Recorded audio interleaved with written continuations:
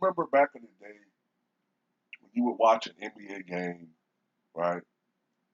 And you would have responsible sports analysts like a Hubie Brown or a Doug Collins, a Jack Ramsey, you know what I'm saying? People that knew what the fuck they were talking about, okay?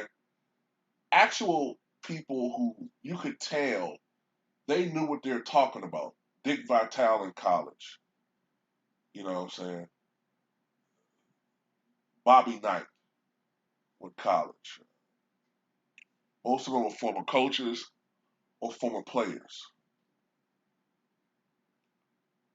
Now it's a bunch of shock jocks. And it's had a despicable and deleterious effect on the sport. I blame these sports media analysts and the mainstream sports media more than anything as far as the decline of modern day sports. So this egomaniac, Stephen A. Smith, says that the Wizards' recent win streak should be credited to him because he called out Westbrook for having a monster triple double in a game they won, by the way. Okay, but saying that, well, it doesn't matter. It doesn't matter if you get a triple double and your team is losing. But they didn't lose that game. Okay? He's trying to spin it now like they were losing. But they didn't lose that game. And let's be real here. Because I'm tired of these talking points he keep having. He talks about how Russell Westbrook has played with Serge Ibaka and Kevin Durant and James Harden and now Bradley Beal, right? Paul George. He talks about how he's played with these guys, but yet he has no championship to show for it. But let's be real about something. Those Thunder teams, right, that he was on with Kevin Durant, was there any one particular year during that whole stretch where you looked at that Thunder team and you said, damn, I don't see nobody beating that team? Even the year they had the Warriors up 3-1. Did anybody really think that that series was over? Because I didn't. Even when it was up 3-1, I didn't think the series was over because the Warriors were a championship level team. And if you remember that series and don't fucking listen to narratives, you will know that not only was Westbrook fucking up, yes he was, turning the ball over, doing dumb shit. I admit that. But Kevin Durant was playing like shit the last 3 games as well, especially games 6 and game 7. But people seem to forget that. They seem to have this false memory that Durant was scoring 40 points on 55% efficiency and it was just Westbrook turned the ball over. False. Also, since that team, since that 2006 Thunder team, has Westbrook played on any team that was so dominant to the point where you felt like they were a championship team? No. No. The post Durant Thunder teams were a first round team at best. Many people thought that the Thunder weren't even going to make the playoffs. Remember that? Most people thought without Durant, the Thunder were going to win 30 games. They won 47. Even when he was playing with Houston, most people didn't really see that team as anything other than a second round exit, which they ultimately were. They barely got by CP3 and the Thunder. And yes, I do rank Chris Paul ahead of Russell Westbrook. Okay? But to name these guys who all look, Serge Ibaka won a championship playing with Kawhi Leonard with the Thunder, correct? Not the Thunder, excuse me, the Raptors. Okay, Durant didn't win anything until he joined the Warriors. James Harden is on what most people consider a super team as of right now. So these situations are not the same. Russell Westbrook has never really played on what you would call a super team. And the James Harden from 10 years ago was not the same James Harden today. He wasn't. Okay? Now, the minute Russell plays on a super team and he fails to get the first round, he deserves all of the fucking smoke that people give him.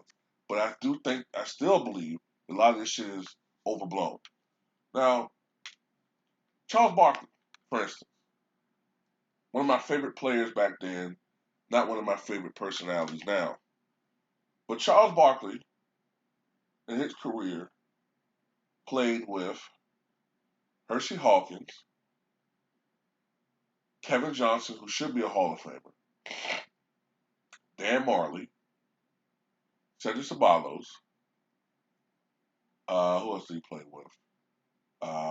Danny Manning, really good player. I'm trying to think of the players he played with. Akeem Olajuwon, Hall of Famer. Clyde Drexler, Hall of Famer. Scottie Pippen, Hall of Famer. Now, when you just name names, you know what I'm saying? It looks like, wow, how did Charles not win a championship playing with those guys? Well, they all were in different states of their career, correct? And the prevailing notion back then was the reason why Charles Barkley, and the reason why Patrick Ewing, and the reason why Reggie Miller, and the reason why Karl Malone, and the reason why John Stockton ultimately never won a championship was because they happened to play in the same era as Michael Jordan and Akeem the Dream Olajuwon. That was the prevailing notion, still accepted to this day. So if Russell Westbrook never wins a championship, to me it's because, especially in the last 6 years, he's happened to have played in an era with LeBron James, okay? Because he did make it to the finals in 2012. He's played in the same era with the Wizards, not the Wizards, excuse me, the Warriors. And now he's in the same conference with this Nets team. All of these teams could be considered super teams. The Heatles, the Warriors, and this Nets team.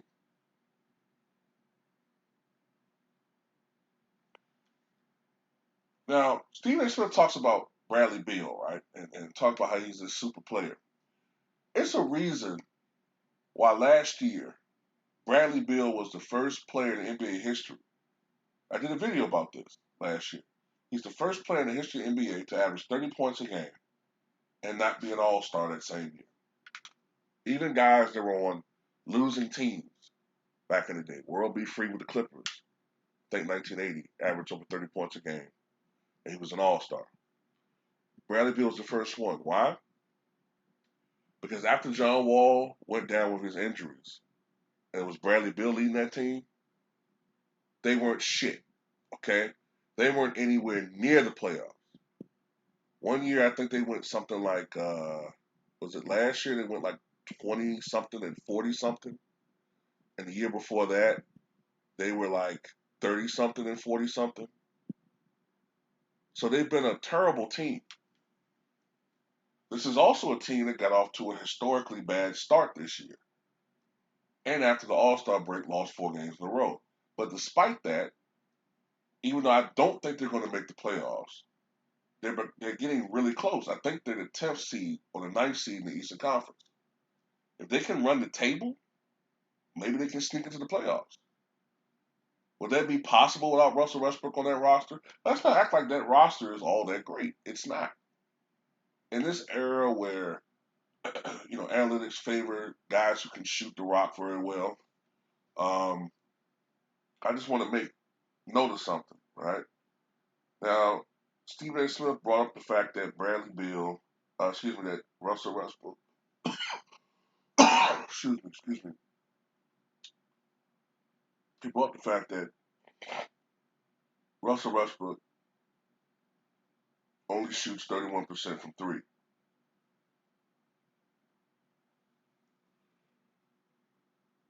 But Bradley Beal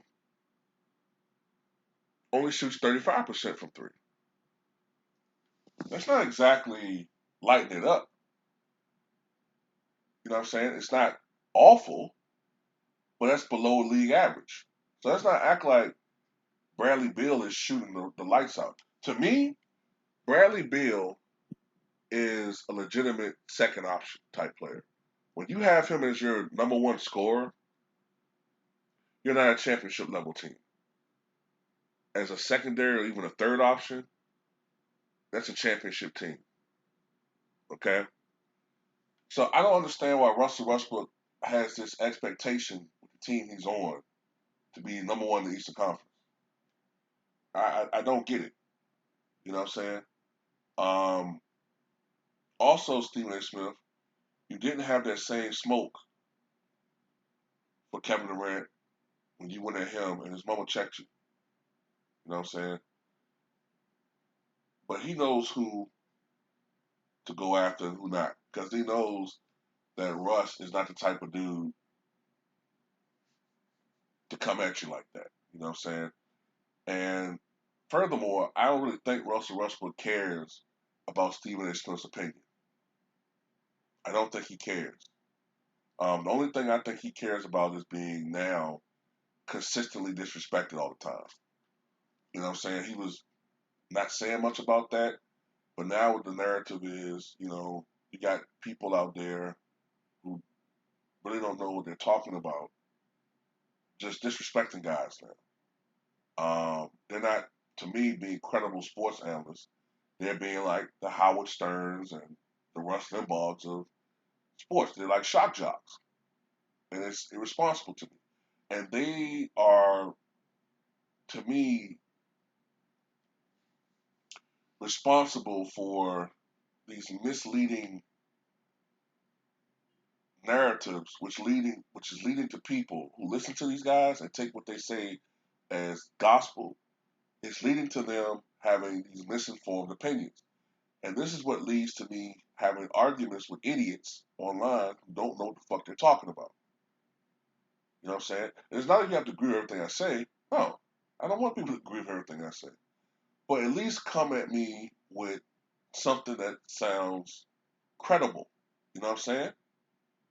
I know people who know what they're talking about.